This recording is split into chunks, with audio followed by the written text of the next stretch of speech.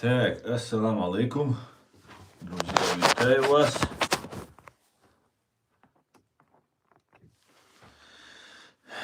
Ассаламу алейкум, вітаю вас. Сегодня 28 ноября 2025 года, 18 часов 1 минута по Берлину, 20 часов, соответственно, 1 минута по городу Джохару. Я вас всех, друзья, сердечно приветствую. Стрим у нас снова идет на канале YouTube Reality и на канале в TikTok Аслан Арцуев. Я вас всех приветствую. Всем тем, кто находится во временно оккупированной Ичкерии, пожалуйста, заботьтесь о вашей безопасности, друзья. Будьте аккуратны.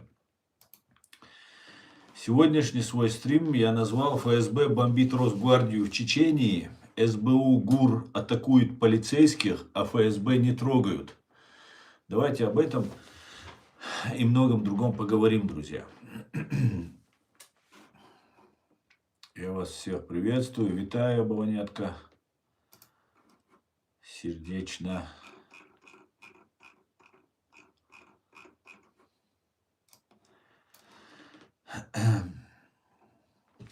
Как мы знаем, как нам известно, давайте сразу приступим.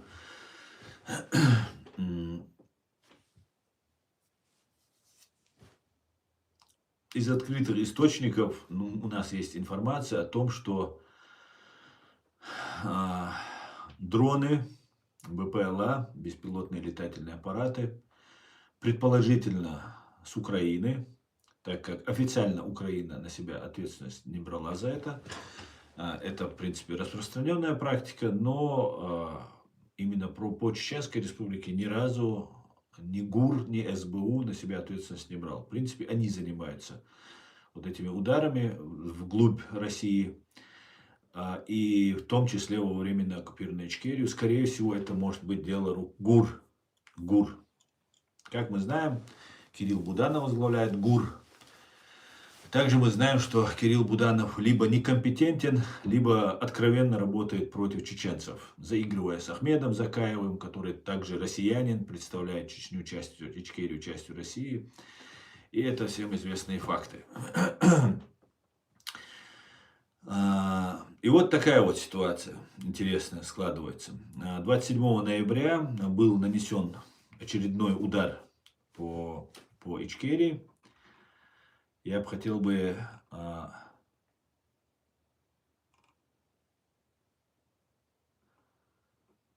подробно рассказать вообще, чтобы было представление, куда били, когда били и так далее. Опять же, информация составлена по открытым источникам, на основе открытых источников. Первые признаки активности дронов над временно оккупированной фашистской Россией Чеченской Республики Ичкерия были в июле 2024 года зафиксированы. Упоминались о долетевших дронах в июле, где-то это было, 2024 года.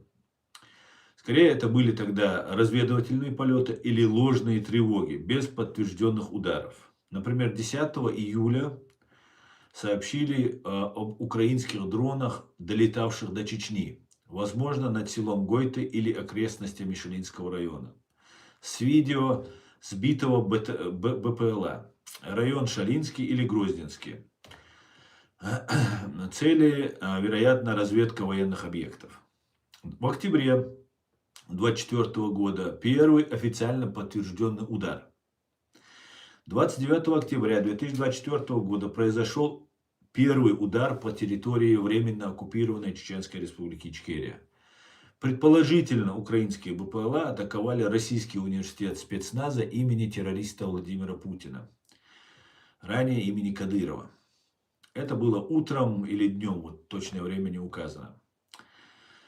Район это Гудермесский, город Гудермес, пригород Грозного, около 40 километров восточнее от столицы. Учебное издание университета, цель. Ключевой центр подготовки спецназа Росгвардии и чеченских бойцов Ахмат, отправляемых на фронт в Украину. Повреждена крыша корпуса, вспыхнул пожар, но огнеборцы быстро его локализовали. Кадыров тогда подтвердил атаку в своем телеграм.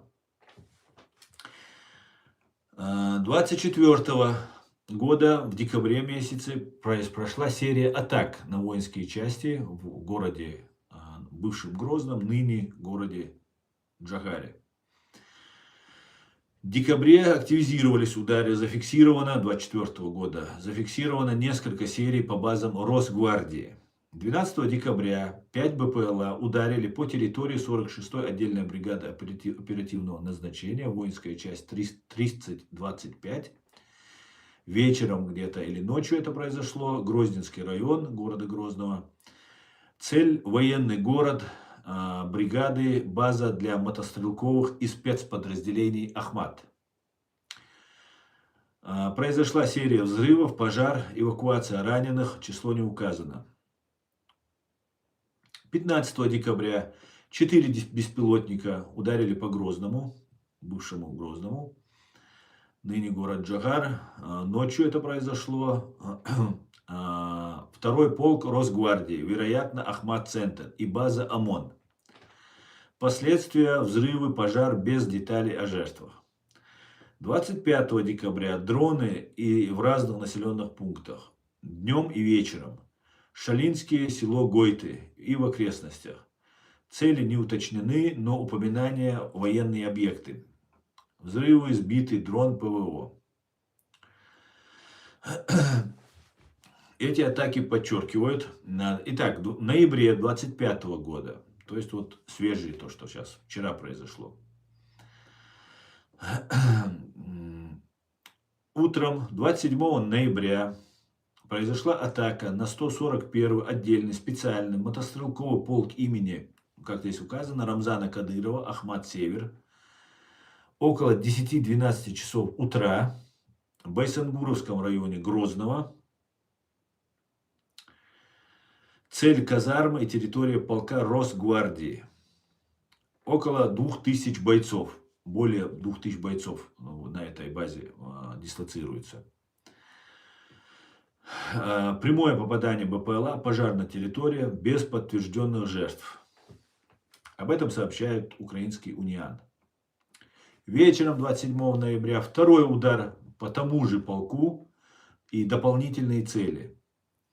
Время после обеда, это где-то произошло, серия прилетов в городе Джахаре, бывший Грозный, и в поселок Борзой Грозненского района. Цель опять 141-й полк и 291-й гвардейский мотострелковый полк в Борзое. Еще одна база ахматовцев с техникой и личным составом. Взрывы на военном городке в Джахаре, приземление дронов на базах пехоты, пожар. Ну вот это последствия, которые произошли. На сегодняшний день новых ударов не зафиксировано. И в связи с этим у меня возникает очень странное ощущение. Знаете, я наблюдал, как мы все наблюдали, как шла война между Ираном и Израилем. Иран бил по гражданским объектам, чтобы как можно больше убить гражданского населения, как это в принципе делает Россия. Ну, у них одинаковые методы, что у арабов сектора Газа, что у Ирана, что у России. Методы одни и те же. Но вот интересно было наблюдать, куда бил Израиль. Израиль не бил по гражданскому населению. Израиль бил точечно по центрам принятия решения. За все это время не по России, не тем более по оккупированной, временно оккупированной Ичкерии, так называемые украинские дроны, не били по ФСБ, не били по Ханкале, где дислоцируется самое большое количество вот этих всех террористов и бандитов.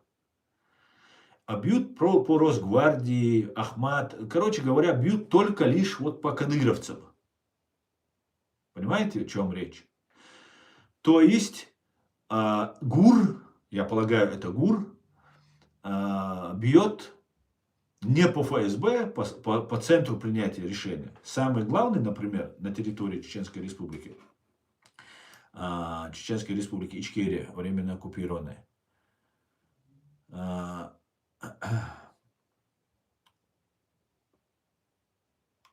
находится по Город Грозный, проспект Хусейна Исаева, 70. Это управление, основной, это главный штаб-квартиры управления ФСБ по Чечне, так называемый. Руководитель, человек, на мой взгляд, причастный к теракту в Бостоне, Кечкин Дмитрий Николаевич, это начальник управления той террористической банды.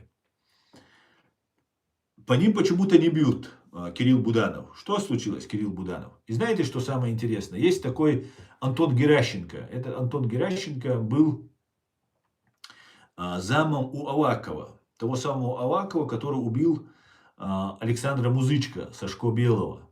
Перед самым началом вот этой крупномасштабной войны в Украине. И если бы там сейчас был бы Сашко Белый, вокруг него собрались бы настоящие чеченцы. И именно поэтому, мне кажется, в том числе поэтому, хотя Сашко Белый для них был давнешний враг, для ФСБ, для разных там КГБшных сил в Украине, убрали именно Александра Музычка именно поэтому. И у Антона Геращенко, который был замом МВД, замминистра МВД, по-моему, у Авакова, или советник он у него был. Сейчас у него есть свой вот этот информационный ресурс, который называется «Ложь Геращенко». И Геращенко почему-то люто чеченцев ненавидит, нас, чеченцев, свободных чеченцев. Я полагаю, потому что он КГБшник. И он по локоть в крови чеченской крови, его руки по локоть в крови чеченской крови. Именно поэтому, мне кажется, Антон Геращенко люто нас ненавидит. Другого объяснения у меня просто нет. И вот когда вот сейчас нанесен удар по вот этой Росгвардии снова всплыло вот это видео от Антона Геращенко, который ставит свою маркировку на видео, которое поступает. И идет охота на кадыровцев. Когда Израиль бомбил Иран, он бомбил точечно, именно по центру принятия решения. Например, управление ФСБ России по Чеченской Республике, который возглавляет, как я уже сказал, Дмитрий Кечкин, возглавляет и управляет всей Чеченской Республикой. Всех вербуют через ФСБ, кто идет воевать в Украину. Все, что там контролируется ФСБ. Все убийства чеченского народа, контроль чеченского народа, угнетение чеченского народа происходит через ФСБ. В том числе и Кадыров, но Кечкин возглавляет РОШ.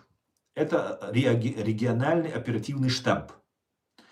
В этот региональный оперативный штаб, который возглавляет Кечкин, как главарь банды УФСБ во временно оккупированной Ичкерии, входят все силовые структуры. В том числе военные оккупанты, которые находятся, в том числе МВД, вот это коллаборационистское, марионеточное, и все остальные, в том числе глава республики, так называемый глава Рамзан Кадыров. И самый главный там является Дмитрий Кечкин. Этот Дмитрий Кечкин имеет большую историю убийства чеченцев, убийства кавказцев. Он 15-20 лет отпахал в Дагестане, начиная от самого низшего звания до того, дорос вот до этого. Потом его перевели в Ингушетию. Он год проработал в Ингушетии. После бостонского теракта, бостонский теракт курировал, на мой взгляд, я утверждаю это, у меня есть на это у меня есть на это факты. И Дмитрий Кечкин курировал вербовку Тамерлана Цернаева, которого затем отправили в Бостон и перенаправили его негатив, который у него был против России, против Америки. И был произведен вот этот бостонский теракт. Затем Кечкин неплохо озолотился, потому что все предыдущие, там, Саид Амиров возглавлял вот эту всю систему, тоже как агент ФСБ. И после того, как Саида Амирова вынужденно, как следователи ФБР прилетели в Дагестан, начали проводить расследование, потому что сам Тамерлан Цернаев и мама его были из Дагестана, и он приезжал и находился там как раз до того момента, как он выехал потом снова в Америку и совершил этот ужасный террористический акт. все они там новых людей понаставили, озолотились, потом перевели Кечкина в Ингушетию, он год проработал в Ингушетии, там навербовал себе новых людей, установил свои порядки, теперь его перевели в Ичкерию. И теперь вот у них план создать гетто, исламистское гетто. Дагестан, Ингушетия, две российские провинции и временно оккупированная Чеченская республика Ичкерия. И против Южного Кавказа, против Армении, Азербайджана, против Грузии. Ну, это планы у них, давно идущие, далеко идущие планы. И вот за все это время по самому главному зданию ФСБ почему-то Кирилл Буданов стесняется наносить удары. Кирилл, что случилось? Почему ты не бьешь по ФСБ? Почему ты бьешь только по Росгвардии, по Кадырову? То, что вы делаете, Кирилл Буданов там и все там ваши пророссийские вот эти силы, можно было бы списать на некомпетентность, что вы абсолютно безграмотные товарищи и не понимаете весь реальный процесс. Но мы столько уже говорили, писали, и раз вы не обращаете внимания на нас, значит мы полагаем, а мы приводим факты, и про Закаева приводим, и про всех вот этих людей, которые пророссийские, мы полагаем, что вы действуете заодно. И вы хотите снова утопить чеченский народ в крови. То есть вы хотите убрать Кадырова и поставить туда людей, которые устраивают ФСБ. Если бы вы реально боролись, вы как израильтяне били бы по центру принятия, уничтожали бы главных, одиозных вот этих террористов. Но вы бьете по каким-то там казармам, по столовой тогда ударили. Сейчас куда-то бьете. И все время почему-то в Росгвардию. Все, Ахмат, кадыровцы. Как будто против вас не воюет миллионная, 1,5 миллиона российская армия, а воюют какие-то там росгвардейцы, которые на самом-то деле в боях даже участие и не принимают. Понимаете? Министерство обороны принимает участие. Всех, кого в Чечне забирают на войну, кто попадает в Министерство обороны, их сразу шлют на фронт, а Росгвардия занимается там в 3-х, 4-х рядах, занимается там зачистками, там такими полицейскими функциями они выполняют. И вы бьете почему-то по полицейским. Почему? Ну ладно, вы нас там, наверное, вы тоже, Кирилл Буданов, наверное, вы тоже по локоть в крови, чеченской крови, поэтому вы так себя ведете. Но как вы это украинцам объясните? Почему вы бьете по второстепенным? Вам нужно убрать Кадырова и оставить оккупационный ФСБшный режим? Нет, нас это не устраивает. Нас в корне это не устраивает. Нам нужно, чтобы оттуда ушла Россия, а не какую-то марионетку заменили на другую марионетку. Понимаете? И вот то, что вы делаете, вы навсегда, Кирилл Буданов, в чеченской памяти останетесь как пособник убийства и геноцида чеченского народа, к которому Россия нас снова подводит. И мы вот видим открыто за все это время было нанесено, по-моему, 2 удара по ФСБ. Это один раз по пограничникам ударили, там по зданию, по крыше ударили, там крыша загорелась. И, по-моему, еще куда-то ударили, и тоже, по-моему, убитых, и, по-моему, 1 или 2 было, или вообще не было, просто раненые были. Это все, за все это время. Так почему вы не бьете по ФСБ? У меня вопрос. Почему? Просто непонятно. Для меня нет никакого объяснения этому. Вы профессионалы, вы знаете, кто реально ваш враг. Ну, может, реально враг ваш не ФСБ, может, ваш враг Кадыров. Вам нужно убрать Кадырова, Путина и поставить своих людей. Так вот, нам не нужно, чтобы вы убирали одну марионетку, помогали ФСБ убирать одну марионетку и ставить другую марионетку. Понимаете? Для нас Кадыров в 1000 раз честнее, чем Закаев или Даудов, который тоже там что-то там подстраивает, по всей видимости. Ну, хотя Даудов тоже, хотя бы честно говорят, что они за Россию. А эти там нашему населению, нашему народу врут. Обманывают, что они как бы за чеченцев, за Ичкерию, а по факту еще хуже, чем открытые там изменники Родины. Это очень-очень странно, очень странно. Вот в связи с этим, я полагаю, мы все должны понимать, что Кирилл Буданов и некоторые люди в Украине работают на то, чтобы чеченцев еще больше уничтожили. И все чеченцы, которые воюют в Украине, Если вы реально боретесь, вы должны задать этот, реально, если вы боретесь, задайте вопрос. Почему бьют по Росгвардии, а не бьют по ФСБ? Почему не бьют по Ханкале? Ну, убьют там 100 бойцов Росгвардии. Даже если 100 убьют. Это, я думаю, они в казармах не ночуют, а если летит дрон, они уже слышат, быстро разбегаются, там много жертв и так не будет. Но у меня тогда возникает вопрос, убить даже 100, если росгвардейцев, никакой пользы от этого не будет. Ни Украине не будет, ни общему делу. Ну, правда, я не знаю, у Кирилла Буданова какое там с нами общее дело. Я уже абсолютно не верю этому человеку. И хотелось бы вот выяснить этот момент, да, почему так происходит. Мы все должны задать этот вопрос и сказать, а что это вы так себя ведете так? Абсолютно античеченски, пророссийски вы себя, про-ФСБшно себя ведете. Зачем вы это делаете? Не надо так делать. Давайте, если вы ведете войну, ведите себя по-настоящему, а не имитировать. Ну, у вас другие цели, уже это понятно.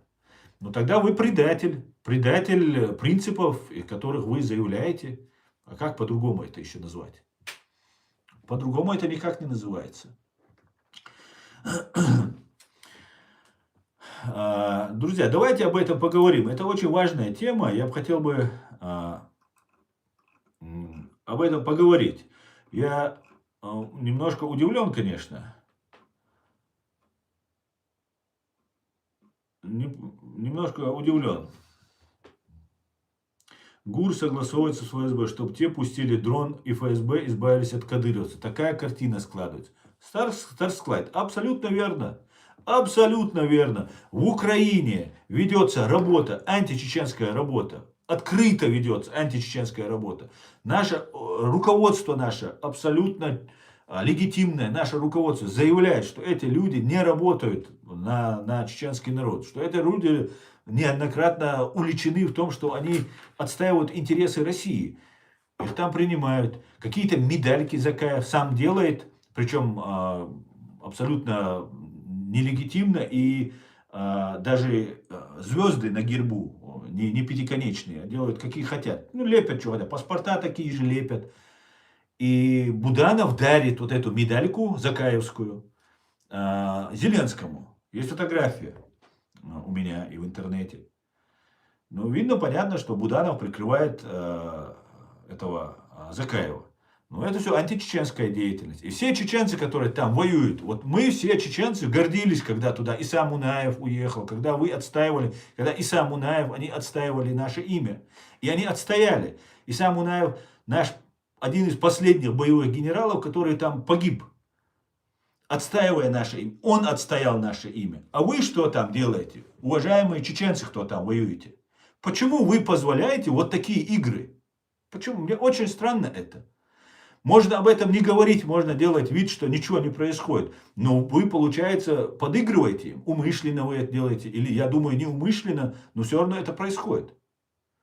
Когда был там Иса Мунаев, и мы-то знаем, как это было, да, можно по-разному все это сейчас трактовать, Исы сейчас уже нету, но тогда информация была, что Иса Мунаев на демократической основе там вел свою вот эту борьбу своего государства Ичкерии.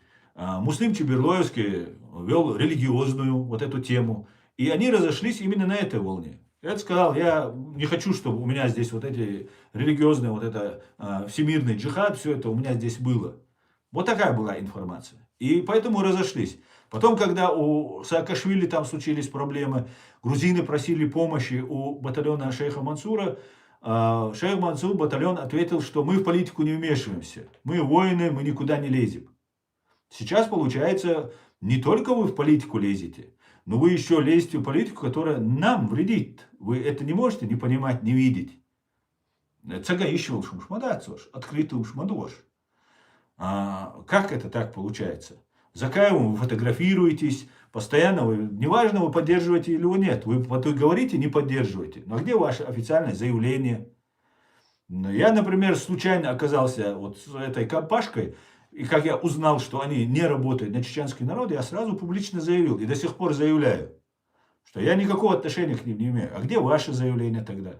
Вы говорите, вы не в политике, вы в политике. Кирилл Буданов, например, наносит удары по каким-то росгвардейцам, но почему-то не бьет по ФСБ, по центру принятия решений. Почему бы не зачистить вот, главный орган принятия решений? Их где-то около 1000 там вот этих ФСБшников. Информация может быть разная, но около 1000. Как это так получается? Так, почему наши бойцы, которые там находятся, получается, способствуют этому? Зачем? Не все, конечно, но вот некоторые, кто там за камерой фотографируется, потом в политику играют, там СБУ, может, ГУР, там еще что-то. Как это так? Это куда это годится? А потом говорят, а почему туда чеченцы не едут? Так вот поэтому туда чеченцы и не едут. Потому что люди видят, люди слышат, и поэтому никто не верит. Да, молодежь какой-нибудь, обманутый пацан какой-нибудь, который там хочет экстрима, он, может, приедет туда. И сами вот эти украинцы, Арти Грин такой есть, да, один такой есть, тут комментатор. Он говорит, ну здесь есть вот эти религиозики недалекие, мы их используем. Представьте себе, это вот Арти Грин заявляет прямо он это прямо говорит, я это сам лично слышал в одном из его интервью, он там разговаривает. Ну а зачем тогда вы даете себя, за что вы себя даете тогда использовать? Ну ладно, вас используют, но вас против нас используют. Кто такой Кирилл Буданов, чтобы дарить медальки Зеленскому, который дает нелегитимный Закаев? Почему это делается? Для чего это делается? Очень странно, очень странно. Поэтому мы это все должны знать, мы это должны обсуждать и должны сделать так, чтобы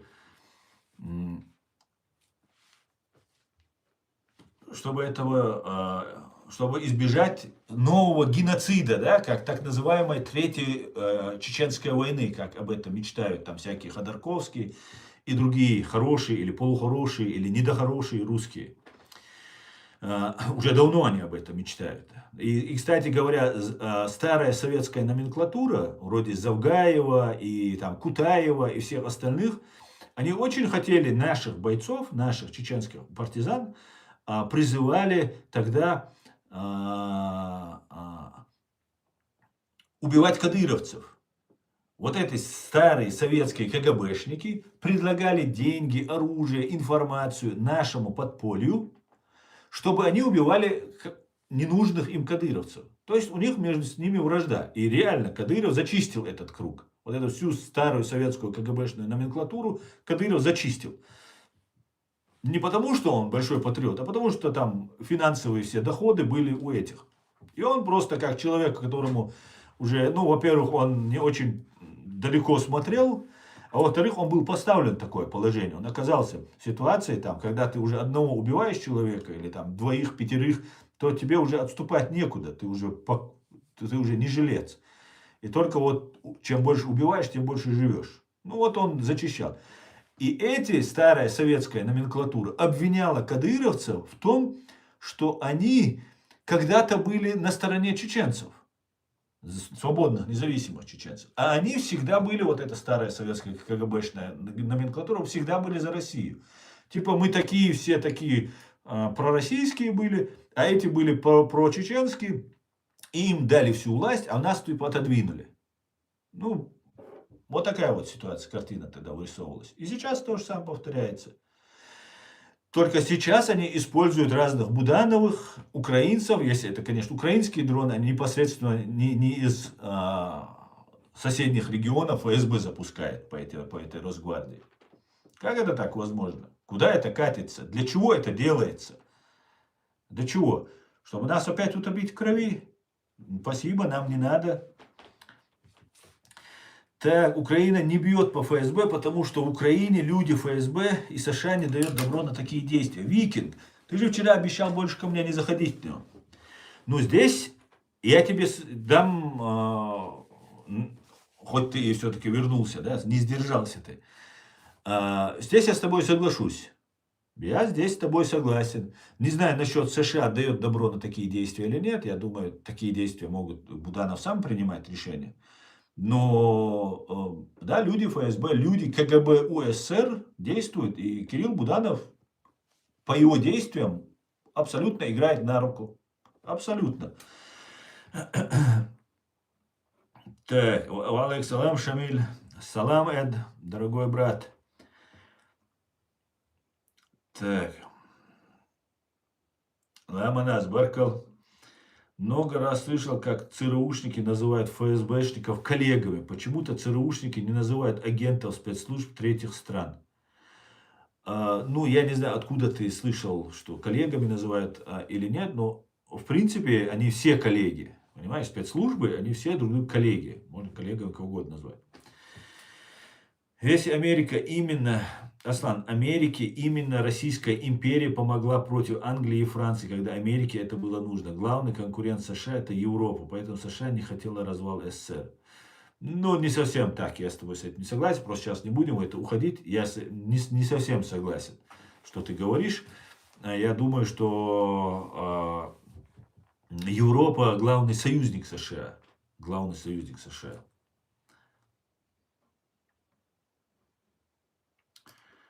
Так. Руслан Хасбулатов как-то говорил, что он и его команда хотели перенять шведскую модель экономики, но Ельцин и его команда свергли Хасбулатов, обстреляв Белый дом незаконно. Так. Интересно, вы осуждали геноцид в Палестине? Все демократические чеченцы обыкновенные кафиры, чаще всего которые за Израиль и США. Алекс, какое ваше дело русского, какое у нас мнение и на чем мы настроены? Это ваши арабы, ваши братья. Давайте вы там будете сами со своими братьями решать. Нам вот эти арабы, не все арабы ваши братья, а вот именно вот в секторе Газа, которые Хамас, Мамас, вот это вся террористическая братья, это ваши братья, как и вы сами. Поэтому в этом смысле, вы сами давайте, вы нас не впутывайте в свои вот эти русско-арабские, иранские, дружеские, вот эти свои приятельские отношения, как-нибудь сами, хорошо? И не надо нам указывать, за кого нам быть, что нам говорить и что делать, да, хорошо? И тогда вы не узнаете, куда вам идти. Так,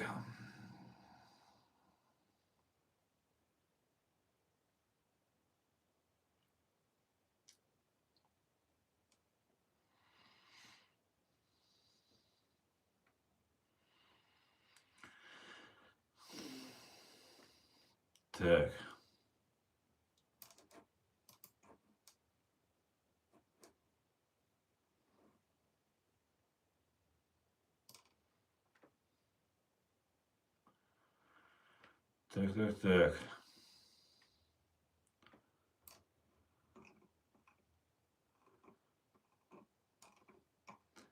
Сейчас я посмотрю.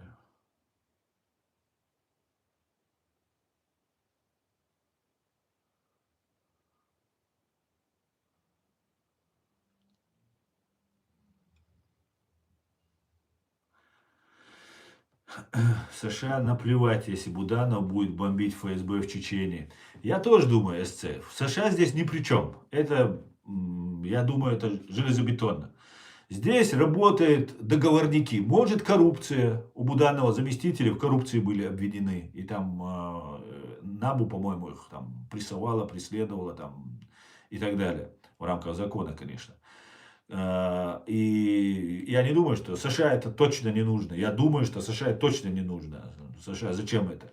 Но если будет бомбить по Кечкину, который взрывал Бостон, я думаю, США только рады будут. А что тогда? Вот зачем это Буданов делает? Да? Вообще невероятно. В отличие от Америки, правительство России запрещало проводить митинги в поддержку Палестины. Говорит СЦ, это так, возвращаясь к теме Палестины. Ассаламу алейкум, алейкум салам, Кавказе. Так. Не принимают закон власть в Украине, потому что руководство находится под влиянием фашистской Российской Федерации. Поэтому нет официального приема. Пельмень мясиста Заки. А он как вор вручает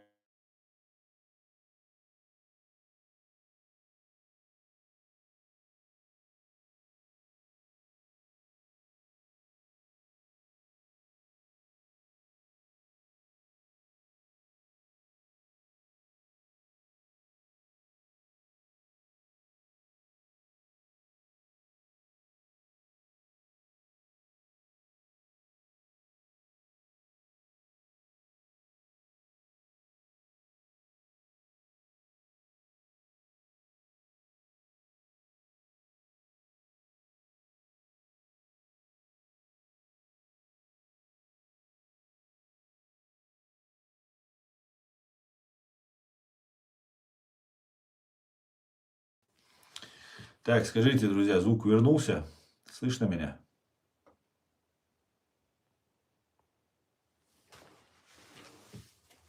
Слышно. Отлично. Отлично. Спасибо, что сразу сообщили про звук, потому что я забываю, когда в прошлый раз тоже минут, по-моему, несколько сидели там.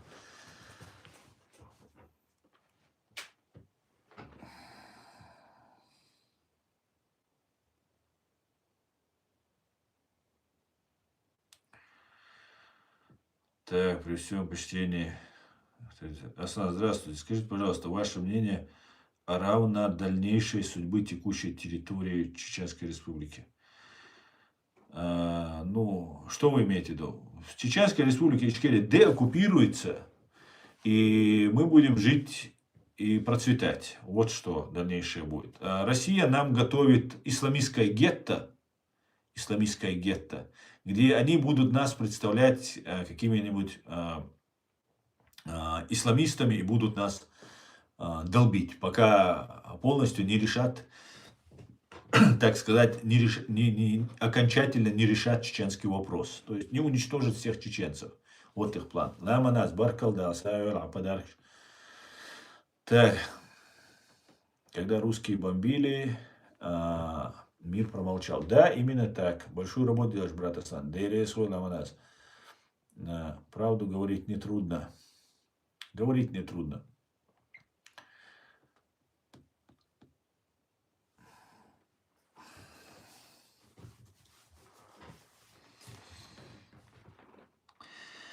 Если зачистят окружение Зеленского, начнут бомбить ФСБ. Швец давно говорит об ОПГ Ермака в Украине. Да, это так. Швец об этом давно говорит. И сейчас у Ермака проходят обыски. Сегодня проходили обыски. Сегодня НАБУ проводил обыски. И давайте сейчас тоже посмотрим по этому поводу. Я сейчас тоже дам вам какую-то информацию по этому поводу.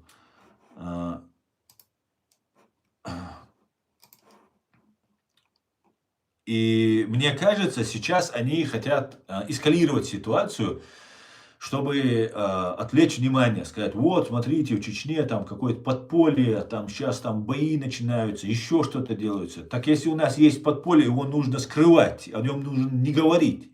Там нет никакого подполья. Есть в заложниках, люди находятся. Понимаете?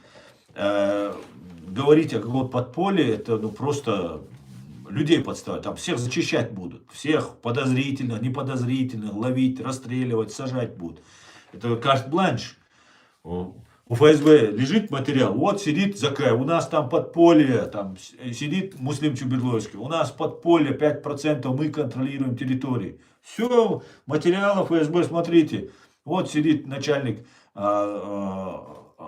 командир батальона, говорит подполье, вот Закаев говорит подполье, там самозванец, но все равно его там представляют как лидер Ичкерии, хотя это никакой не лидер.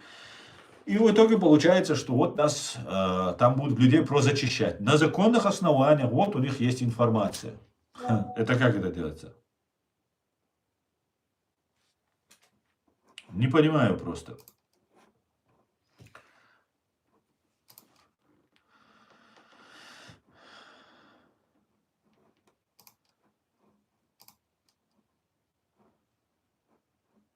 Так. Какой-то Максимушка к нам зашел, да? Максимушка, да.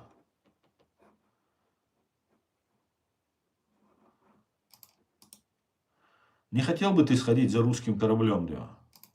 А?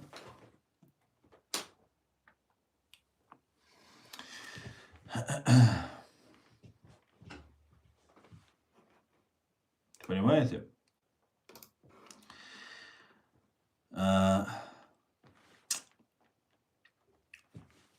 Сейчас, одну секунду. Сейчас я отключу этого, чтобы он тут не мешал нам. Максимушка, да, совсем охренела, да.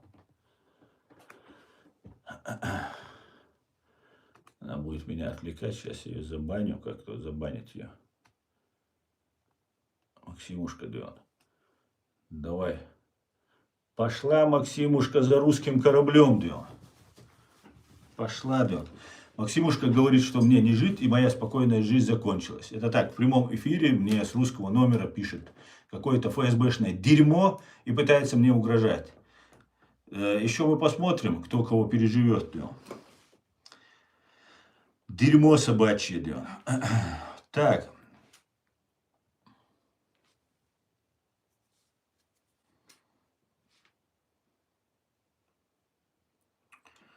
Так, передайте привет Шамилю Басаеву, да? Так, Зеленский уволил Ермака. Накануне он делал резкие заявления о мирном плане, но уже утром к нему пришли с обыском. И не, все, серьезно, что ли? Зеленский уволил Ермака. Сейчас мы об этом поговорим. Очень важно. Вот из-за этого они зашевелились. Вот эта вся шушера зашевелилась. У них в Украине все плохо, понимаете? Их всю ГБшную вот эту свору оттуда выкидывают. И из-за этого у них большие проблемы, понимаете? Сколько, я не знаю, и так слишком их тут долго. Ну, видимо, всех выявляли, там своя оперативная работа, там еще какая-то работа велась. Так все нормально, да, все отлично. Сейчас, подождите, я тогда переключусь на то, чтобы...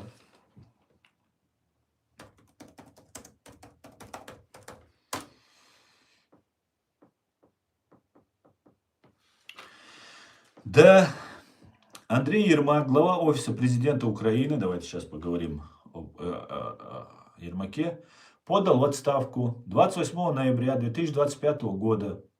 Об этом в вечернем обращении сообщил Владимир Зеленский, отметив, что это часть перезагрузки Офиса президента. Отставка произошла на фоне коррупционного скандала. Утром того же дня у Ермака прошли обыски сотрудников Национального антикоррупционного бюро и специализированной антикоррупционной прокуратуры. Расследование связано с так называемой операцией МИДАС или МИДАС, схемой коррупции в энергетике, где фигурирует бизнесмен Тимур Миндич, бывший партнер Зеленского, обвиняемый в многомиллионных откатах. НАБУ готовит обвинение Ермаку по этому делу. Зеленский поблагодарил Ермака за вклад в переговоры и патриотическую позицию, но подчеркнул, что на фоне переговоров с США о мирном плане не хочет слухов и спекуляций. Ермак возглавлял офис с февраля 2020 года и считался серым кардиналом украинской политики. Его отставка может укрепить поддержку Зеленского внутри страны и за рубежом, но также бросает тень на репутацию президента из-за ассоциации с коррупцией. Официально отставка вступает в силу после утверждения, а переговоры о преемнике уже запланированы. Это событие активно обсуждается в СМИ как потенциальный поворотный момент украинской политики. Слава Украине! Господи, благослови Владимира Зеленского и Украину, и Ичкерию. Отлично. Это нужно было сделать. Это нужно было сделать. Также хотелось бы вам сообщить, отлично просто. На данный момент, кто станет преемником Ермака, на данный момент официальный преемник Андрея Ермака на посту главы Офиса президента Украины не объявлен. Владимир Зеленский в своем обращении 28 ноября 2025 года подтвердил отставку и анонсировал перезагрузку офиса, отметив, что консультации с потенциальными кандидатами пройдут уже 29 ноября. Он подчеркнул, что решение будет принято в ближайшие дни, чтобы избежать слухов и спекуляций на фоне предстоящих переговоров с США. Украинские СМИ и политики активно обсуждают возможных кандидатов на основе неофициальных источников в офисе президента и среди депутатов. Вот ключевые фигуры, которые чаще всего упоминаются. Юлия Свириденко, Оксана Маркарова, Дана Яровая и Михаил Федоров. Ну, это уже там Зеленский решает. Все отлично, господа, все отлично. Господи, благослови Зеленского. Вот теперь ты, Зеленский, молодец, да он. Отлично. Ну, в любом случае, по-любому нужно было принимать. Или нужно брать всю эту коррупцию на себя и говорить, что я с ними в доле. Или вот это все зачищать. Отлично просто. Вот поэтому зашевелились, да, зашевелились. Шушера болотная зашевелилась, да.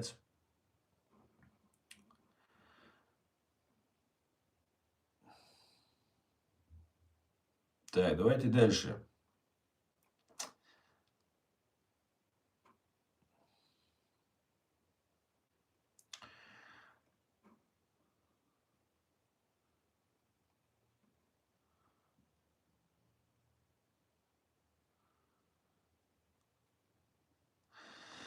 Когда вы считаете, когда будет третья кампания, говорит Серега? Серега, ну, во-первых, как тебя тут? Сейчас, ну да. СМ у него. Серега, смотри, третья часть геноцида, которую вы нам планируете устроить, ее не будет. Мы сделаем все возможное, чтобы не произошло этого. Мы просвещаем, информируем свое население. Мы информируем наших союзников потенциальных, наших друзей, как в Украине, так в США, в Израиле, в Германии, во Франции, в мире вообще в целом, везде, в Англии. Везде мы их информируем, сообщаем, о каких планах вы готовы, какие планы вы нам готовите. Чтобы потом не говорили, что мы ничего не знали, мы ничего не видели, на нас это не касается и так далее. И у нас здесь очень много потенциальных сторонников и друзей. Просто, ну и наши ошибки, конечно, есть, но и, конечно же, в первую очередь, то, что ваша фашня действовала против нас, и она нас таким вот образом оболгала, и на Западе не знают, кто есть кто реально. И вот мы занимаемся тем, чтобы объяснять всем, что кто мы есть, что мы не верблюды, что вот мы нормальные люди, и хотим с вами жить со всеми, созидать. И нас слышат, самое главное, нас слышат. Понимаешь? Поэтому никакой третьего геноцида не будет, который вы нам готовите. Да, и мы сделаем все возможное, чтобы этого не произошло. И для того, чтобы его совершить над нами, вам мешают вот именно вот эти разные Ахмады, Махмады, которые там находятся вооруженные. Вам их нужно уничтожить. Вы прекрасно знаете, что если они не поддерживают, многие из них не поддерживают ни Путина, ни Кадырова, просто находятся, служат там, зарабатывают себе деньги и живут. Некоторых насильно туда заталкивают. И если вы начнете убивать, они не дадут просто так убивать чеченский народ. Поэтому вам нужно их зачистить, вам нужно разбомбить, нужно, чтобы украинцы били. И Буданов вот играет на руку ФСБ. ФСБ на руку Буданов играет. Вот что мы видим. И этого не произойдет. Да, не произойдет. Так, Зеленский уволил. Так, это уже я прочитал.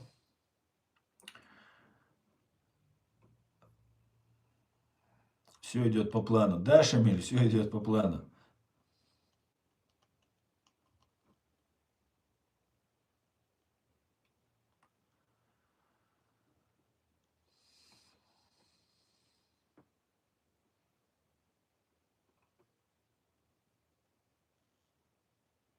Приезжай на экскурсию в Россию, тут не все так плохо. Обязательно приеду. Вот сейчас жду свой танк Абрахамс из Соединенных Штатов. Там говорят, у вас бездорожье, чтобы удобнее было, на танке приеду.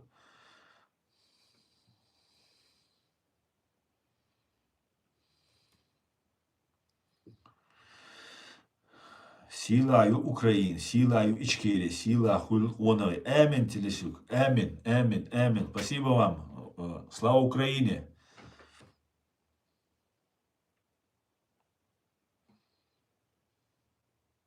Добрый вечер, Асланджан. Добрый вечер, Аликджан. Хорошо, что к нам армяне заходят. Давайте к нам почаще заходите, друзья. Давайте мы здесь устанавливать будем кавказский мир, кавказский дом. Начнем с реальности.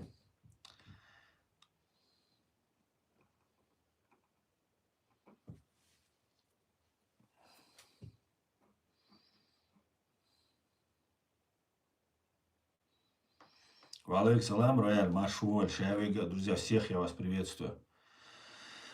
Так, Марк, шалом, Аслан, как вы считаете, Руслан Хасбулатов был бы хорошим президентом Чеченской Республики? Шалом, Марк, я считаю, Руслан Хасбулатов был бы хорошим гауляйтером. И он до конца своих дней был за Россию, целиком и полностью. Он был против свободы и независимости чеченского народа. Поэтому российским гауляйтером он был бы. А в нашей свободной Чеченской Республике Ичкерия, в нашем государстве, президенты и политики будут работать на чеченцев, на чеченское государство. Если они не работают на чеченцев и на чеченский народ, то на чеченское государство, то эти политики и президенты будут пулей вылетать или садиться в тюрьму. Нам не нужны те, кто работает на страну агрессора, убийцу нашего и так далее. Вот что я вам скажу. Только так и не иначе. Так и должно быть в любой стране. Если пришел служить, служи своему народу, а не каким-то убийцам, которые просто физически не смогли нас полностью уничтожить. Нам это не интересно, да, чтобы нам какие-то там мерзавцы приходили.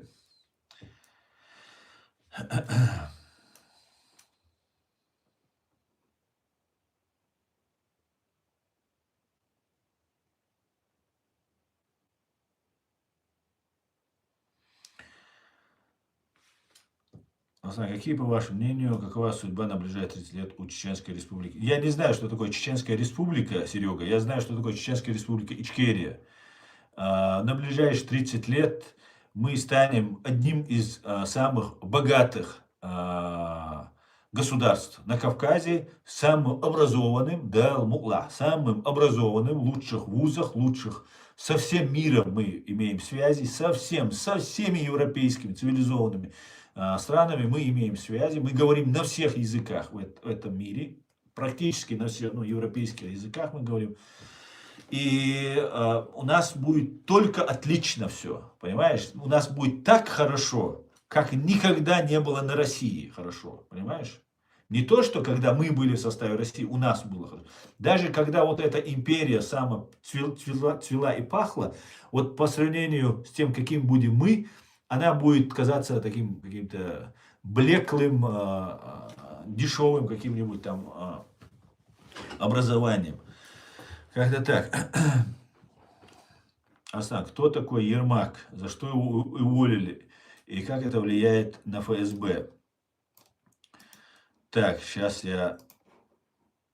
По Грозному прилетел дрон. Что на это скажешь, Асна? Рояль, как раз мы об этом обсуждаем.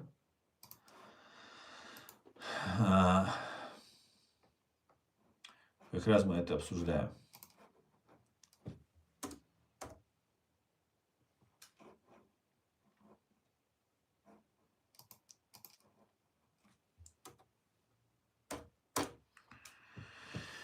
Как раз мы это обсуждаем, на эту тему говорим.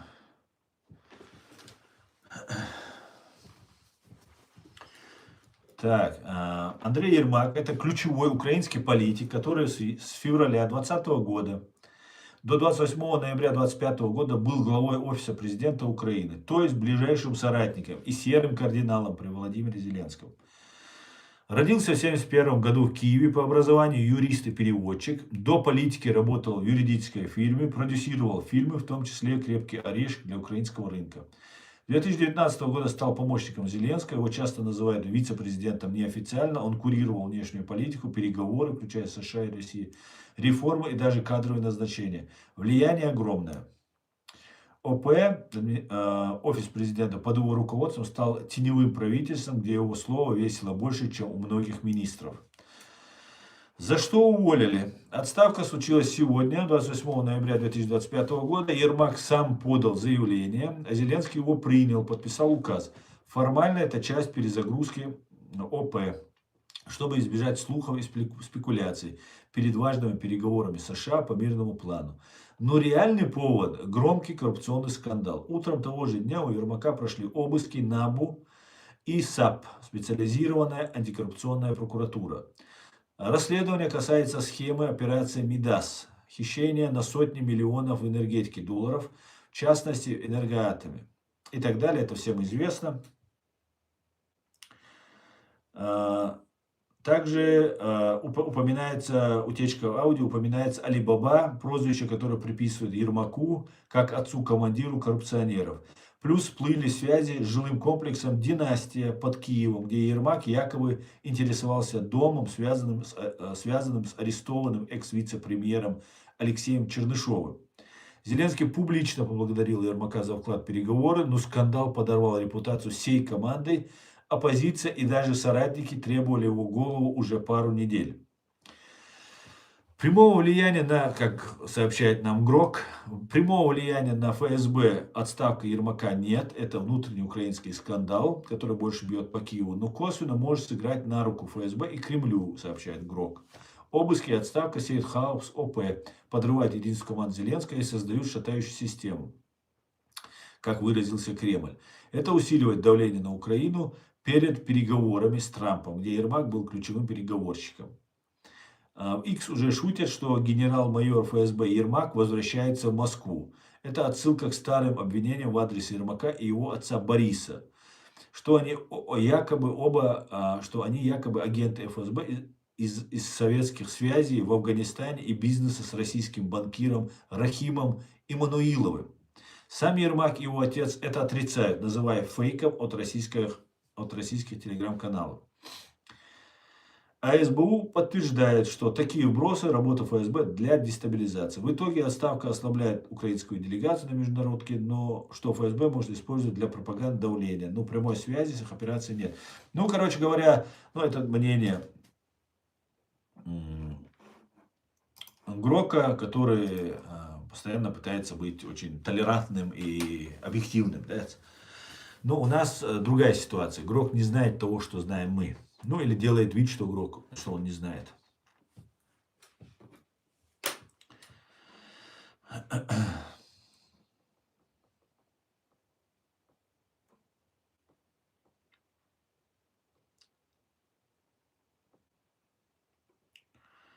Ассаламу алейкум. Нашел видео, где Шиндаков признает, что Чечня имела конституционное право на отделение от России, в отличие от Донбасса. Валейкум Кот Кискин. Ну, молодец Шиндаков, наконец-то начал говорить правду, а то он только ругался, орался там и всех там тюрками называл. Молодец, хорошо. И знаете, вот эти военные, на самом деле, российские военные, вы одни из тех, кого лоханули.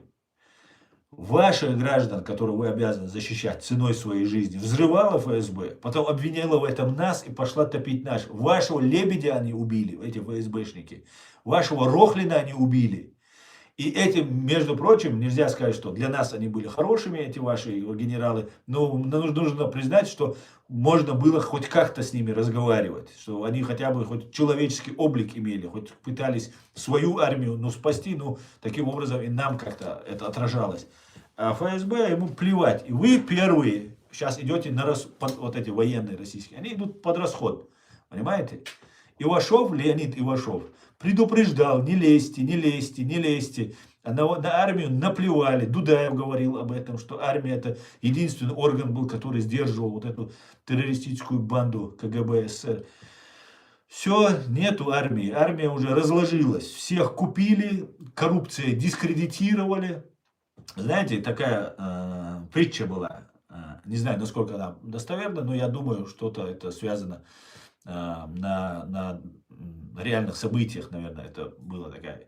По-моему, это в Индии где-то было, или в Пакистане, когда, может, когда Индия и Пакистан были вместе, когда Британия оккупировала территорию и контролировала.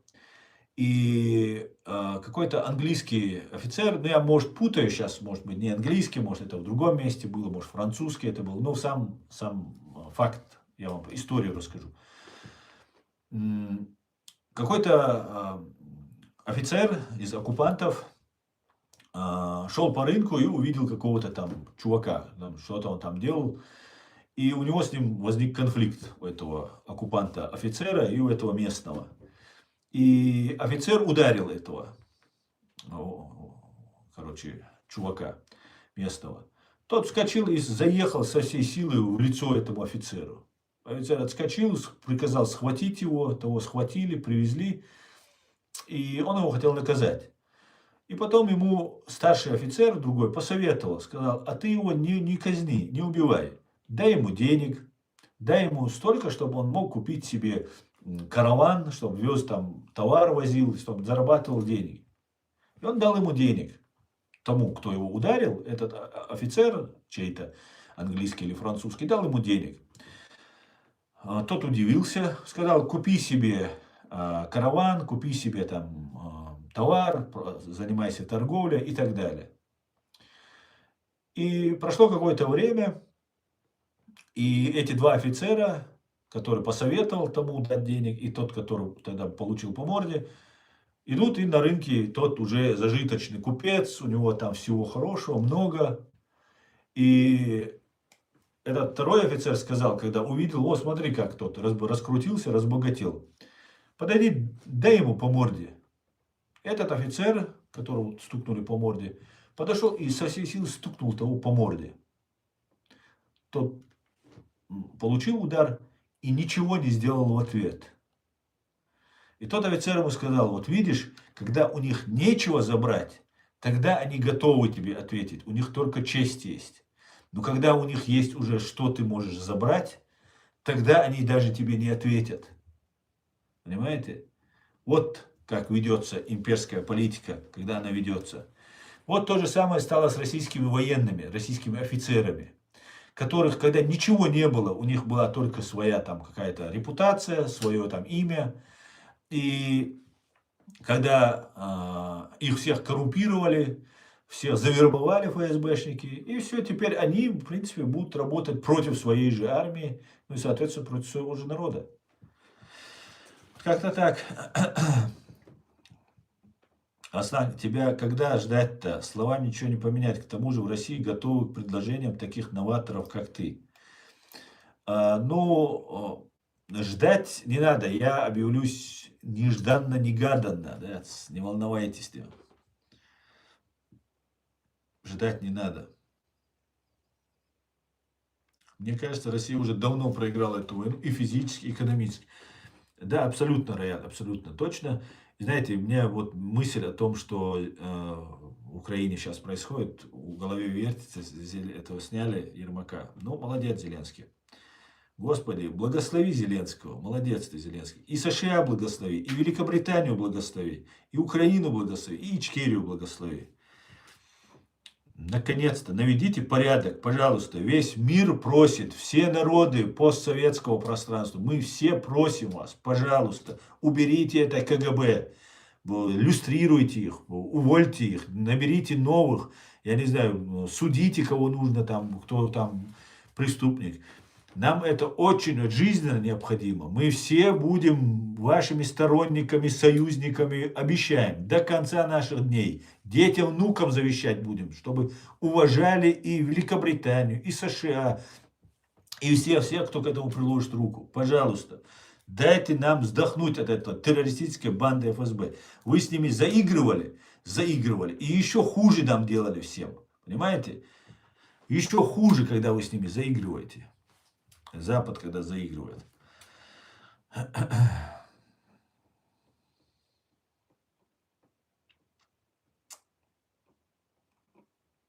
Так.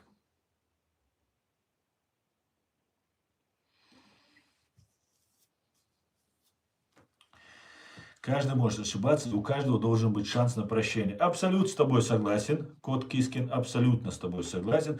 Шиндаков принимал участие в геноциде чеченского народа? Скажи мне, пожалуйста. И если он, я думаю, он воевал, там, потому что он такой дерзкий, что понятно, что он таким дерзким не был бы, если бы не воевал бы, если он не боевой был бы. Его бы давно бы там уже растоптали ФСБшники. Он столько на них грязи выливает. Но, с другой стороны, если он принимал участие, то нужно будет как-то не просто словами, а как-то реабилитироваться перед чеченским народом. А так, никаких вопросов.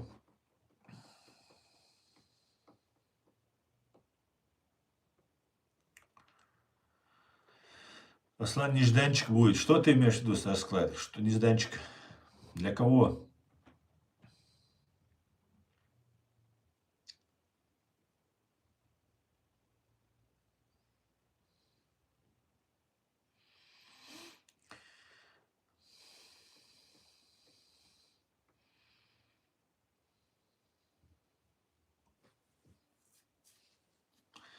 По консистенции в Украине Ермак не имел права участвовать в каких-либо переговорах. И тогда его должность завхоз. А по факту решал и кузнец, жнец, и на дуде и грец. Ясно.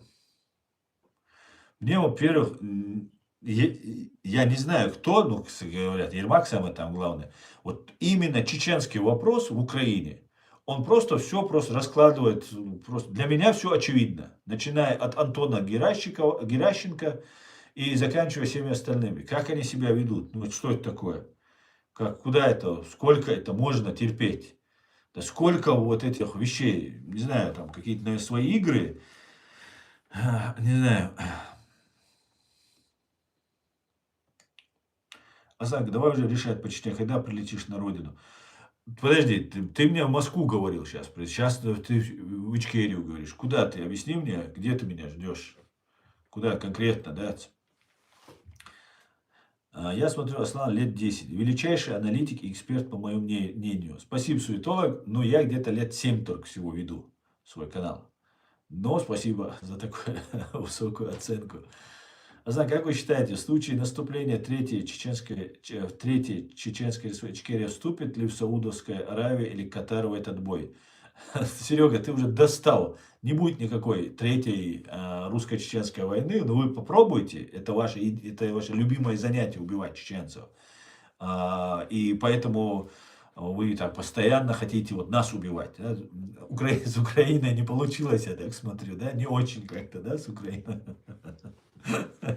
Поймали свинью за пятачок, да? Не получилось, да? В капкан попала, хрюшка, да? Кабаненок такой.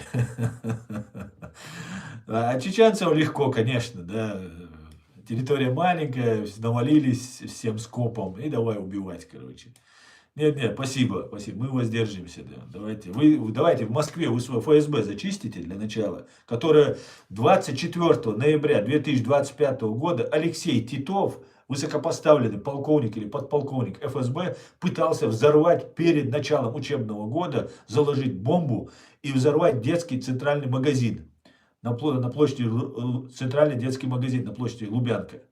Прям вышел с работы, зашел, быстренько бомбочку подложил и сам взорвался, слава богу. Поэтому давайте вы будете единственный, кто защищает вас, русских, и ваших детей, кто об этом говорит, это я.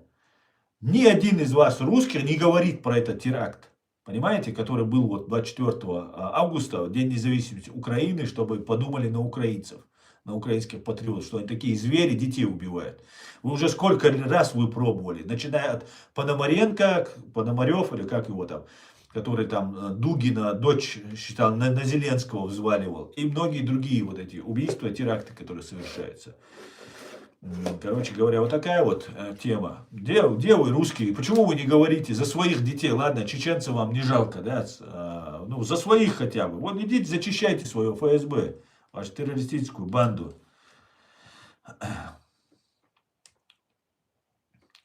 Азан, скажите, на ваш взгляд, Руслан Аушев в отношении чеченцев вел себя достойно во время войны?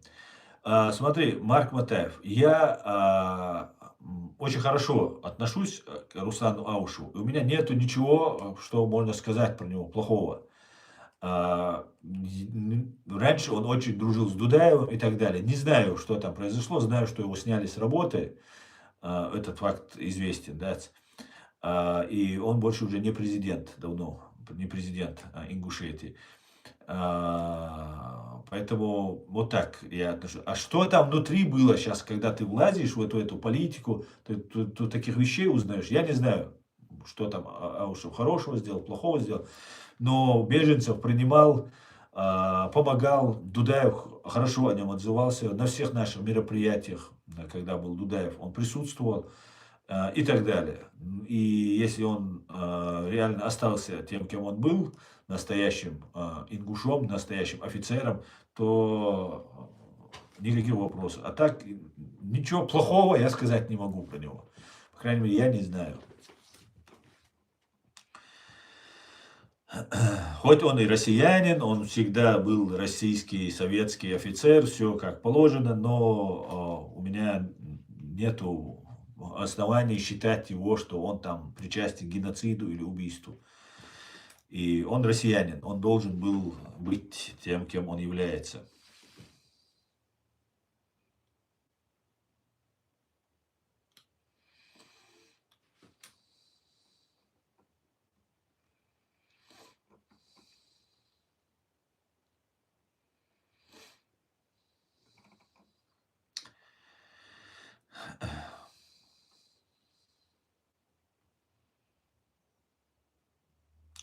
Российских военных российская власть опустила ниже плинтуса, а начала она это делать еще с Иванова. Абсолютно. Даже еще раньше, это еще с Грачева началось.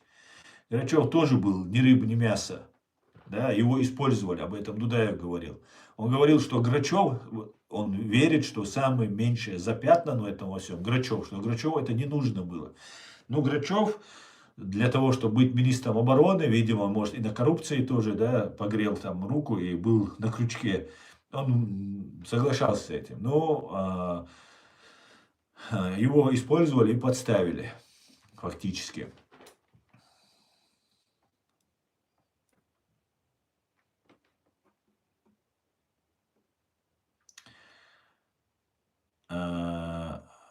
Кавказе. Нет, я куски видел этого его спич, и как-то я особо не слежу за ним. Чечня и Дагестан – самые дотационные регионы РФ. Как будете финансироваться, если обретете независимость? Ну, во-первых,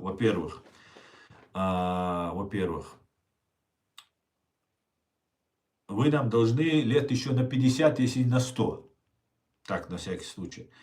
Во-вторых, если вы перестанете забирать нашу нефть, которую вы 95% забираете, 98%, и 2% нам оставляете, не нам, а вот, чтобы содержать свои вот эти банды, которые там есть, то в этом случае мы сами справимся как-нибудь. Да? И вообще, знаешь, очень странно, когда палач, садист, фашист заботится и беспокоится, что мы будем кушать, как мы будем жить. Не вашего ума дело, как говорится. Сами разберемся, понимаешь?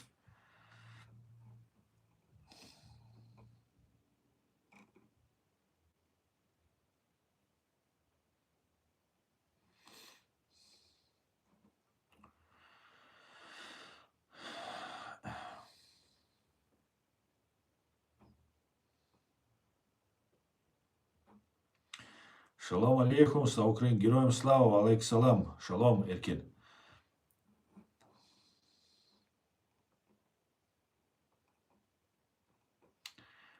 Скажите, пожалуйста, отношение к Доке Умару, пожалуйста. А также знаете ли, как к нему относился Джохар Дудаев? Доброго вам и с уважением.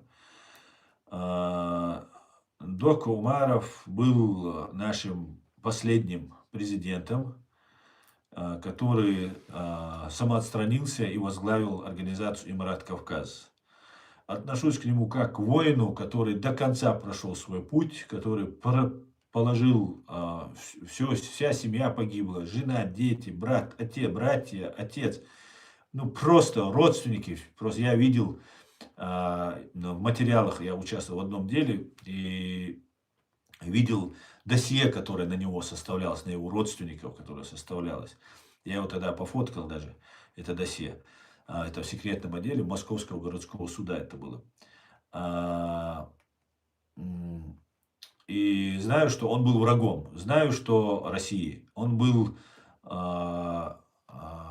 одним из самых результативных наших воинов.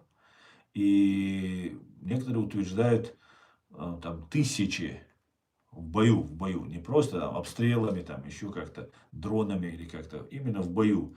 Был очень меткий, говорят, вообще мог стрелять из всех видов оружия, и в том числе с пояса, там, как угодно, где угодно, как угодно. Да? Абсолютно невероятного мужества, храбрости, отваги был человек.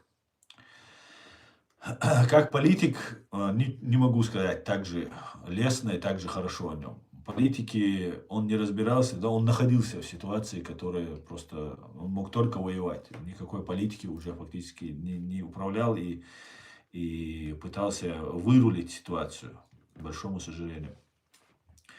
Но это не только он, все до единого мы так совершали ошибки, делали.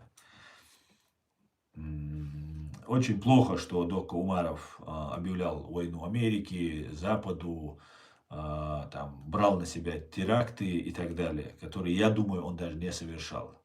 По каким-то, кто-то ему там очень как-то советовали и так далее. И фактически он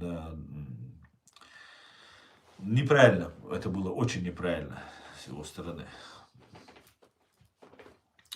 И я даже до конца не уверен, брал ли он на себя эту ответственность. Вполне возможно, это могли быть фейки, которые сейчас, вот я сегодня смотрел видео, Путин там рассказывает, как он шел в атаку, и потом его Алина Кабаева разбудила, а он, оказывается, во сне это все видел.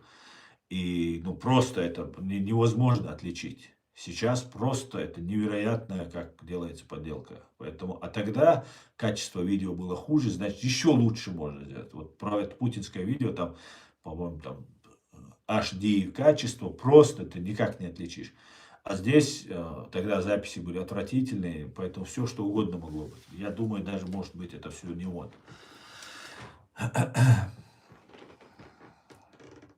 У нас в Украине, к сожалению, пока еще хватает предателей и дураков. Что хуже, сложно сказать. Но Украина пока еще напичкана ФСБшной агентурой, в том числе агентами глубокого внедрения. Да, абсолютно так.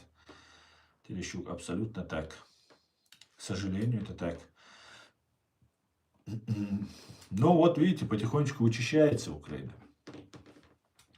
ФСБ, как и вся власть на Руси, хлещет ждами и плевать на Русь. Не понял? Род людской объединяется. А уж и хороший человек, но он не стал сильным политиком. Да, Терещук, чтобы стать сильным политиком, ему надо было просто убивать, убивать и убивать, как говорил профессор русский Дугин. Понимаете? Аушев, он воин, а не убийца. Я так думаю. Как думаешь, Россия рискнет напасть на Турцию и Азербайджан после Украины? Вполне возможно, Россия сама не нападет, а начнет проводить террористические акты. Для этого Дмитрий Кечкин переведен из Дагестана в Ингушетию, потом в Ичкерию, для того, чтобы там сколотить банды, которые будут совершать теракты. Понимаете?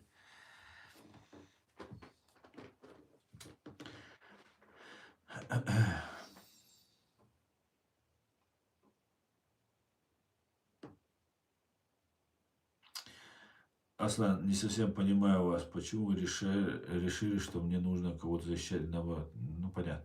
Аслан, как ты думаешь, Дагестан дотационный регион или это все сказки русские? Я думаю, Старсклайд, это сказки русские. Ну, смотри, что такое дотационный регион? Что такое дотационный регион?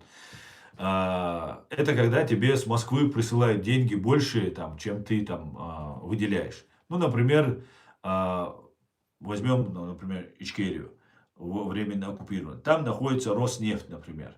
Роснефть, офис зарегистрирован в Москве. Вся нефть, которая качается, идет на Москву. Налоги платятся в Москве. И у Ичкерии ничего нет. Все офисы, все главное находится в Москве. То же самое можно про Дагестан сказать. Все главные там, что относится к Каспийскому морю, что относится там к полезным ископаемым. Все эти фирмы, которые добывают, ФСБшные, ГРУшные фирмы, они добывают все полезные ископаемые, но они зарегистрированы в Москве. И все платят туда налоги, все миллиарды они туда платят. И Дагестану что-то нужно дать. И вот Москва 2 копейки дает. И говорит, вот вы дотационные. Если исходить из этого, да, тогда дотационные. А если эти фирмы были бы зарегистрированы в Дагестане или в Ичкерии, и они платили бы налоги там, то так бы не было бы. Правильно? И тогда бы это была бы настоящая федерация. А это не федерация никакая, к чертовой матери. Это не федерация. Это империя, которая объедает, высасывает все соки из своих колоний.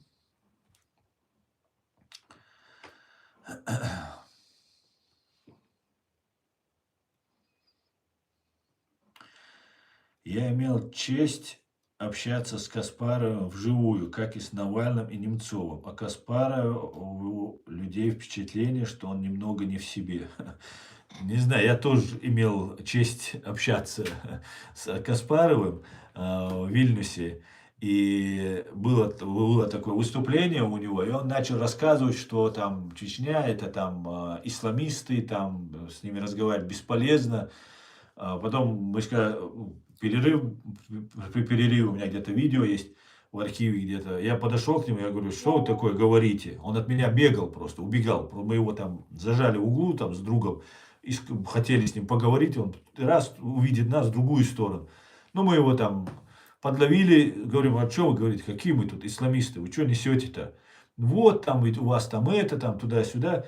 Я говорю, а вы скажите, первый парламент наш из кого состоял? У нас там были хоть одни исламисты? Вы видели хоть одного там? Мы демократическое правовое государство было. Потом началась война, и уже как вся эта пропаганда, и все навалилось.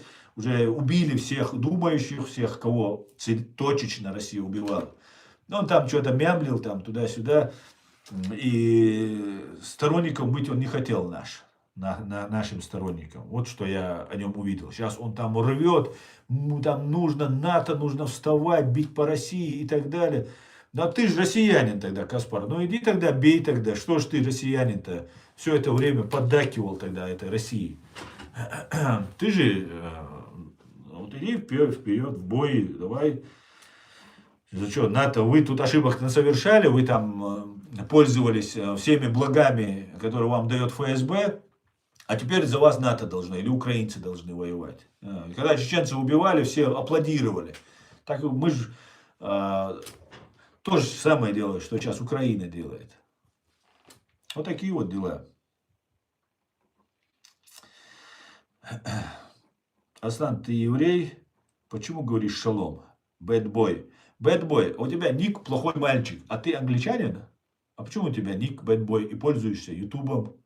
Кстати говоря, еврейским, Google, кстати говоря. Шалом это значит мир тебе, мир. Шалом алейхим это мир. Если я говорю витаю, значит я украинец. А если я говорю привет, значит я русский. Или если я hello говорю, то кто я? Что-то у тебя как-то логика хромает. Нынче есть две национальности. Люди и власть. Если, конечно, можно вторых национальность называть. Чечению предал весь мир, и западный, и исламский. Умаров понадеялся на помощь радикалов. Единственным, кто давал крохи на продолжение войны. Русские и Запад бросили его в объятия Имарата. Да, Эсте, абсолютно так. Да. А потом объявили его еще бандитом, террористом, врагом и так далее.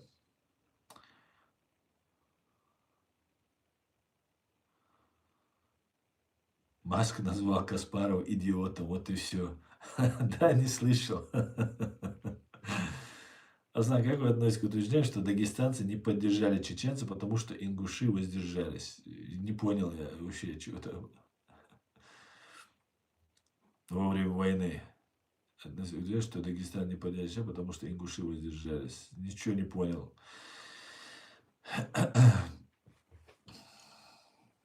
Были дагестанцы, которые воевали, погибли.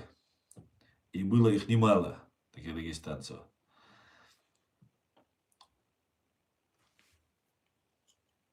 «23 июня 2010 года США официально включили Док Умара в список международных террористов. Наверное, поэтому его ликвидировали. Не знаю, может быть, поэтому, может, нет.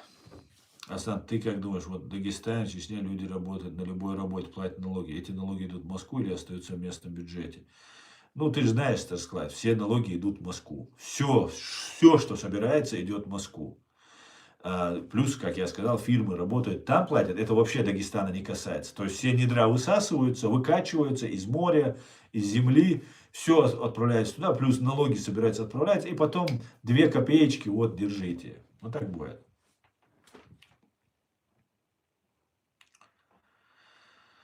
Алейк салам, гражданин Ичкерия, Машволь. Добрый вечер. Хочу чеченцы незалежности від Московии. Я не понял. Добрый вечер. Хочет, ну, не знаю, что за вопрос. Конечно, ну, хотим, это даже не обсуждается. Мы же действием показываем. Мы боремся. Уже 35 лет уже практически, 35 лет скоро будет, как мы после развала Советского Союза боремся, отстаиваем свою свободу и независимость, свою государственность.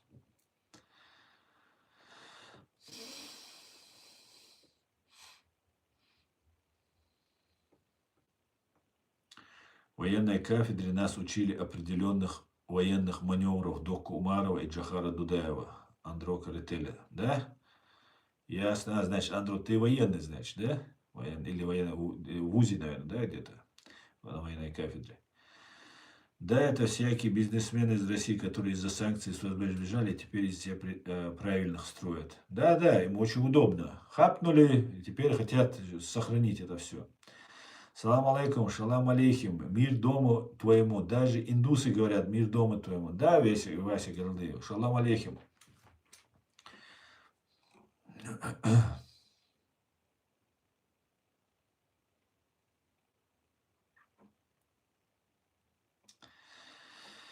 Асан, как вы думаете, хватит ли Баку 3 дней, чтобы дойти до Москвы?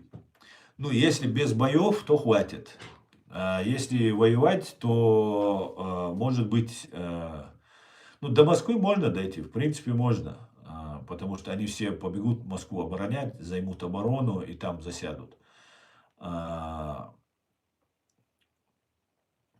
Ну вот, нужно ли идти пешком, если можно ракетами все это уничтожить?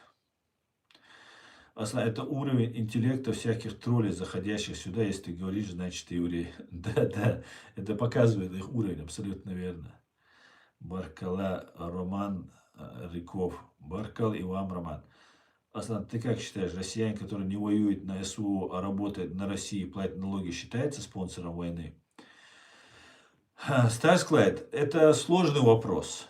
Юридически, морально, не знаю, нравственно, это соучастие в этом преступлении, спонсирование войны.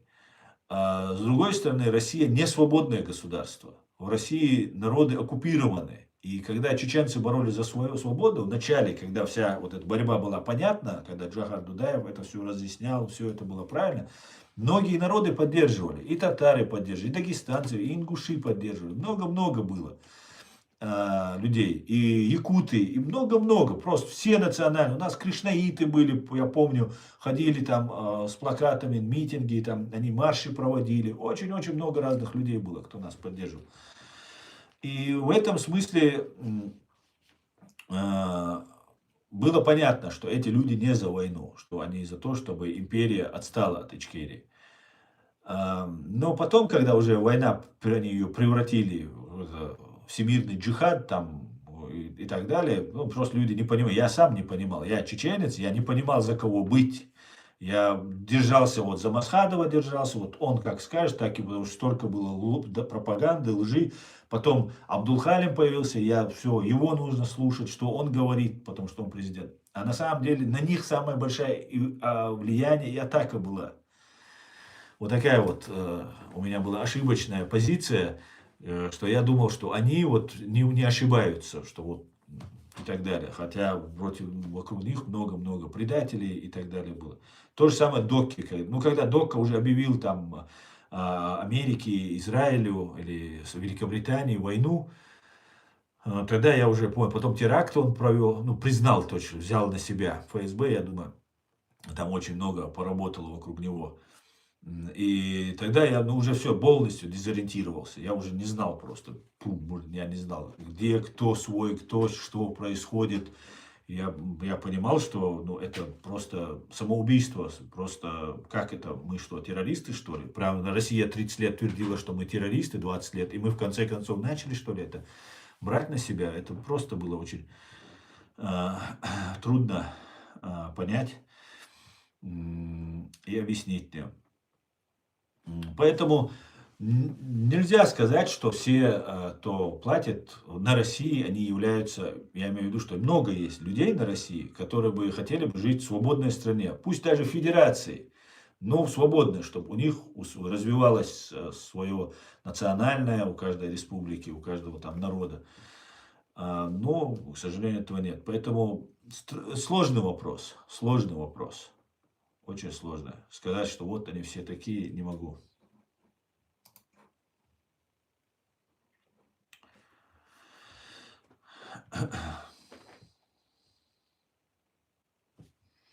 Понять, что сами все не знают, куда идут их налоги, и они ничего не могут поделать. Да, именно так.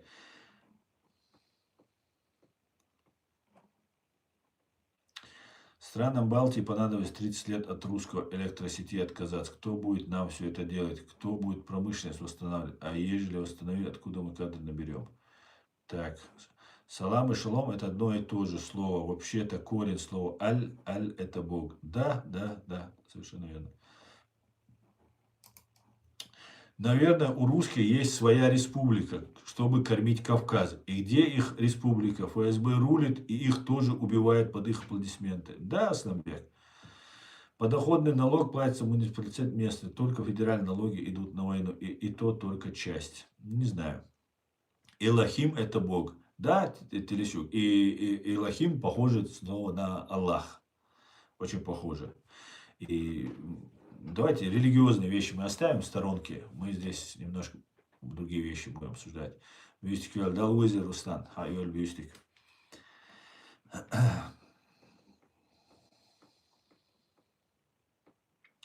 Ассаламу алейкум, ассарга, ва алейкум салам. Осман Машуэр. В Чечне и Дагестане только тест находится, что соседние регионы могут обеспечить электроэнергией. Да, конечно, мы что, мы не прокормимся, что ли? Да, если мы даже умрем с голоду, кого это их должно волновать? Какое собачье дело, что мы там делаем? Они из жалости нас, чтобы мы друг друга не убили, или чтобы мы с голоду, тяжелой смертью не умерли, поэтому они нас напалмами, бомбами, зачистками, террором уничтожают, да? Да, это понятно все про них. У нас канал снова находится постоянно под DOS-атакой. Я после того, как стрим захожу, после того, как стрим заканчивается, не могу там, сменить аватарку, там, сменить превью и так далее. Это им не нравится. Гибне не нравится, что вот там я их разоблачаю. Почему ФСБ бомбит Росгвардию в Чечне, да, СБУ ГУР атакуют полицейских, а ФСБ не трогают. Вот все, зашли, обиделись на меня, да. Не обижайтесь, гибнюки. Вы нам столько крови выпили, да, что теперь пора бы по счетам платить, понимаете? Вы и так, в принципе, заплатите. Вы Богом прокляты, вы народами прокляты. У вас никогда не будет, ни нормальной семьи не будет. Хоть вы сколько бы наших не убивали бы, сколько бы нас не уничтожали бы, вам все равно же умирать, правильно? Ну, проживете вы эту 20, 30, 40, 50 лет вот этой своей ГБшной жизнью. Ну, потом сдохнете и тоже будете перед Богом отвечать. Все, закончится ваша, да, никчемная, жалкая жизнь, да.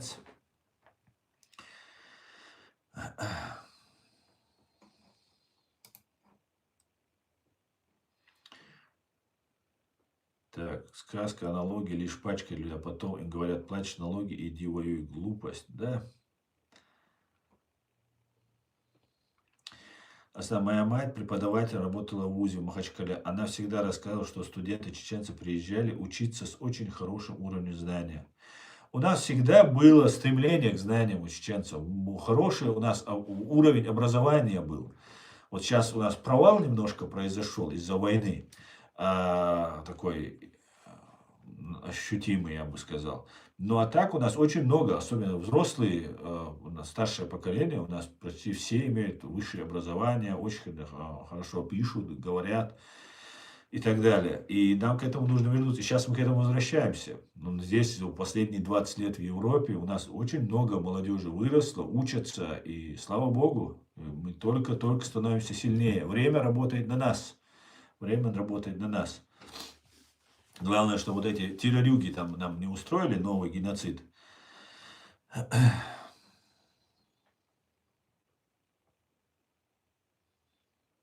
Свободный Кавказ мог бы за счет новых технологий развиваться, так как много талантливых людей. Да, Самбек, вот как раз об этом я и говорю. Нет, я не военный, университет в Грузии имели военные кафедры в качестве альтернативы, обязательно служу. Ну да, я так и понял потом, когда снова прочитал про кафедру.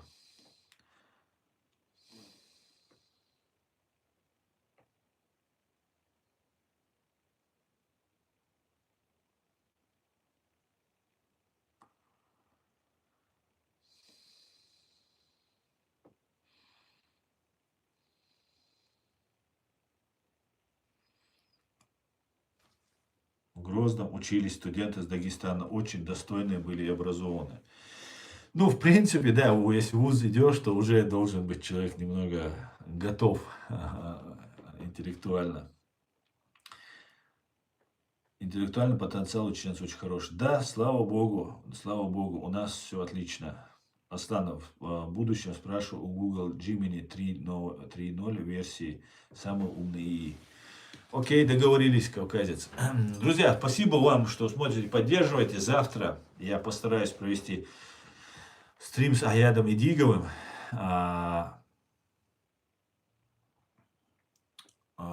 И приходите завтра в 7 часов по Берлину. Будет у нас очередной стрим. Слава Украине, все будет Ичкерия. I'm Israel High. God bless the United States of America and Germany. Адикюэль Маш. Всего самого хорошего, друзья. До свидания.